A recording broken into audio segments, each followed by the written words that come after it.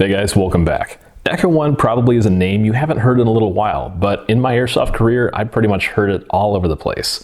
For the longest time, it was a go-to brand everyone loved, including myself. But I haven't heard their name in quite a while. Recently, they've had a bit of a resurgence. You start to see their name a little more often with new products they're releasing, one of which is the Echo 1 P15.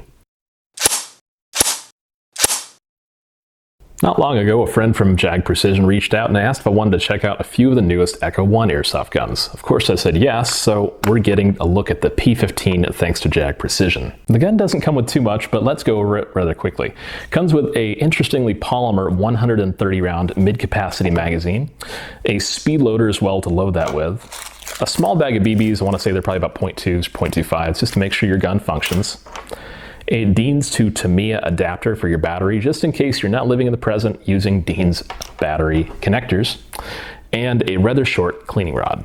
I'll start with the stock of the airsoft gun and move our way forward. It's a pretty simple, streamlined, minimalistic stock, which I really do like.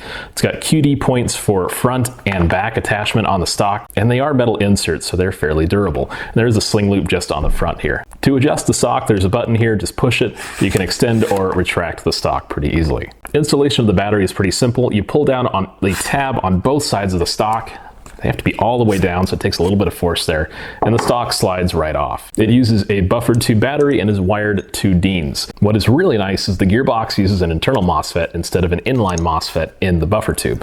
So you can take a really nice battery like this Titan 1000 milliamp hour 11-1 here, and it fits in the buffer tube with at least an inch of clearance there for your connectors with ease. So there's a lot of buffer tube battery room for this thing, which is really convenient. Just in front of that, you have a metal sling plate with a clip for slings on either side. So if you want to attach a sling to this gun, you've got so many options, it's ridiculous. There's not a whole lot to remark about the receiver and such. You do have an ambi charging handle. If you pull it on either side, it will detach the latch and pull backward. So super simple, kind of a nice, interesting, somewhat modernized touch they've added. Pulling the charging handle back will reveal your rotary style hop-up. It does click into place nicely and has a lot of adjustment, which is fantastic.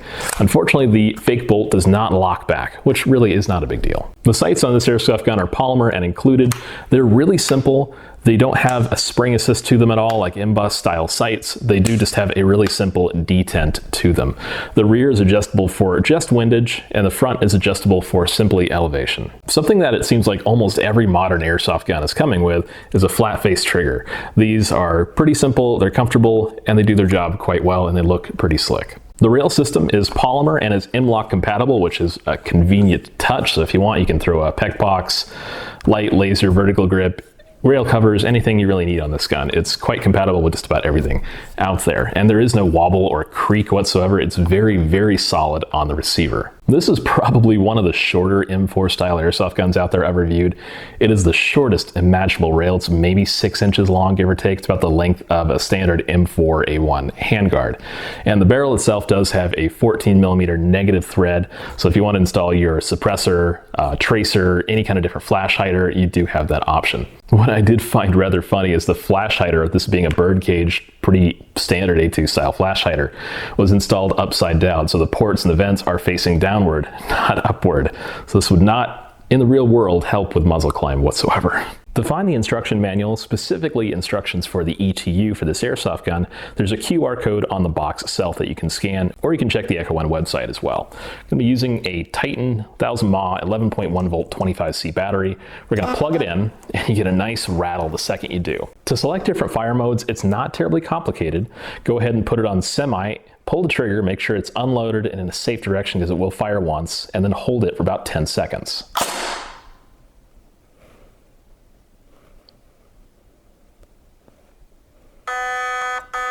It'll start to buzz and give you different selection options. You'll get 3 options. The first one is for your semi-fire modes, the second one is for full auto, and the third one is your pre-cocking options. So I'm going to go use the first one. I'm going to hold it for a second, and it's going to buzz. And it'll give me 2 options. First being semi, and the second being binary. So I'm going to select binary, and now we've exited programming because that's all set. So I can pull the trigger, release, and it'll fire each time. It's not too complicated to set up, and it's all set by selection and trigger pulls. Now let's go ahead and set some full auto settings. So I'm going to do that again. Wait for a few seconds for it to buzz.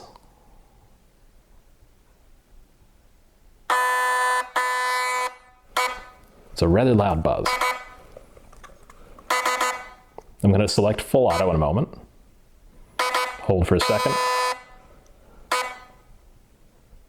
And we've got full auto is the first one and burst is the second one. So I'm going to select that. And I'll have a 3-round burst on full auto.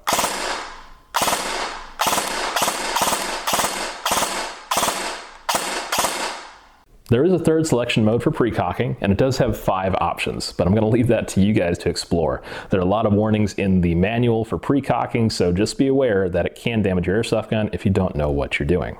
The internals of the Echo 1 P15 include the motor, gearbox, and hop-up and barrel. The motor is a fairly typical long-type motor, uses a D-type pinion, and has a little bit more torque than expected. If you wanted, you could drop a field spring into the gun and not have any issues. The hop-up is a polymer rotary style hop-up, and has a pretty heavy detent, so you can really hear it and feel it as it rotates. There is no chance of this unwinding during shooting, so it will keep its hop really nicely. There are numbers etched into the drum for the hop-up, so you can easily tell what your hop-up setting is.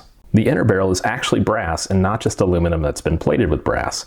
It is about 200 millimeters long, so it's pretty short, and it's a 6.02 inner diameter. The gearbox is a moderately typical version 2 gearbox with a quick change spring. You can tell it's been radiused on the front of the cylinder window. The top rating seems pretty much dead on. The bottom looks a little unusual, to be honest. You can see that it does use 8mm solid steel bushings on every gear. I like this a lot, actually. A lot of companies do bearings. Those are fine, they're a little bit smoother, but the solid bushings tend to be a little bit more durable and can take up to heavier power springs as well. The quick change spring out of the gearbox, it uses a spring guide with a plastic shaft and a metal base. First, we can take a look at the compression system here. I'm just going to test the compression. It's good, but not perfect. If I hold my finger over the nozzle, there's a little bit of a leak, and you can definitely hear it, but it's reasonably good. The tappet plate is really flexible, and it's got a pretty long fin on it. Piston head is ported, but pretty standard, no bearings behind it. The piston is a steel tooth piston with the second to last tooth shaved down, not totally removed, but I'll take this over nothing. Speed cuts on the sides, and has a pretty good layer of grease around it. Uses an aluminum cylinder. The port is about in the right place for the pretty short barrel it comes with. Cylinder head, single O-ring, rubber damper. The nozzle does have an O-ring in there, and it seems to fit reasonably well around the stem of the cylinder head, so that seal may be just due to not having enough lubricant or grease on it. The gearbox does have a pretty decent looking MOSFET in there. It is not an optical MOSFET, it is a mechanical MOSFET. So the selector uses a small micro switch, and so does the sector gear cam, which will hit a small lever right here every time it goes around. And that'll tell the motor to brake or keep track of the shots. The gears are pretty typical looking, steel, decent looking quality. I do have a sector delayer chip in there, so that'll save you a few pennies and having to open up the gun once to install it. I like having these no matter what. Even if your gun really doesn't need one, I think it's always a good idea to have one, just in case. Let's give the shimming a try.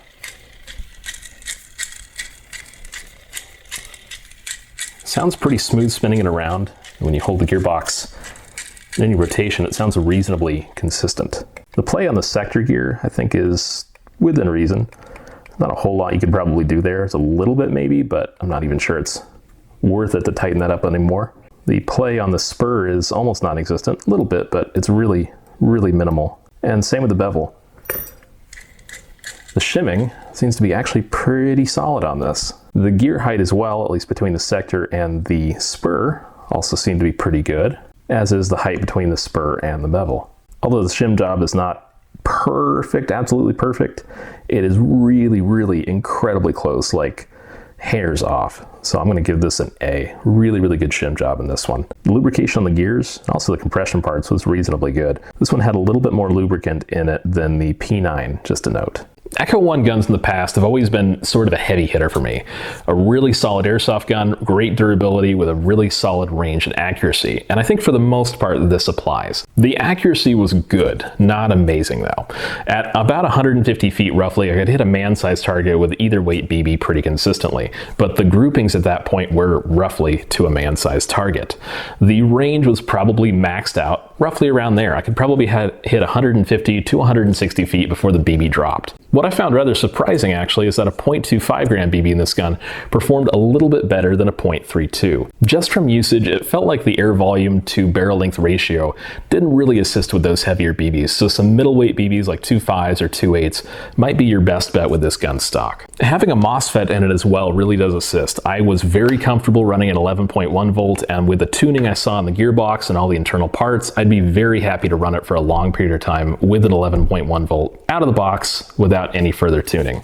So it's a solid gun out of the box, but one thing I do want to touch on is something I noticed right away, and it's the fact that the gun does power off, specifically the MOSFET, after 10 minutes of non-usage. So if I plug a battery in, wait 10 minutes, and do not shoot the gun during that period, it will shut off. And after that, I do have to unplug and replug the battery in to get it to function. Now, this may not be a problem for some airsofters. If you're going to a milsim game, something like Milsim West, where you're out on the field for 40 hours, you've got long period of times where you're not going to play, but you need the gun right away, this may not be the best option for you. But if you're taking this to an indoor field and you've put a spring in there that is soft enough to run at that field, this is probably perfect for you because it's extremely snappy, very fast, has a lot of great internals, and you're not going to have to worry about that 10-minute timer. What was actually rather interesting too is the fact that this airsoft gun shot right around that 390 feet per second mark with a .2. I chronoed it with 2.5s at about 345 to 350, give or take. So that would be about right.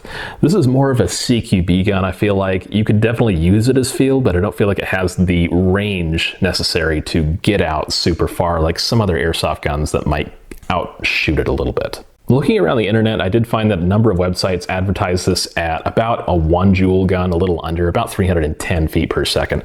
So it was interesting that this particular one shot about 390 with a 2.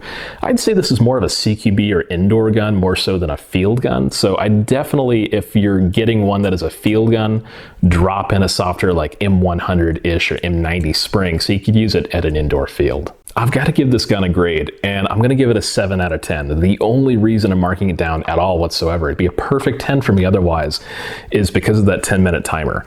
This is a solid gun. I really like it. It performs really well and is extremely snappy. Has a ton of good internals and is just a solid package overall out of the box. So I'm hoping Echo 1 fixes that 10-minute timer. Once they do, I'll give this a solid 10 out of 10. I really appreciate Jag Precision sending this gun over. It was a lot of fun to check out and shoot on the airsoft field. Thanks guys, and I'll see you in the next review.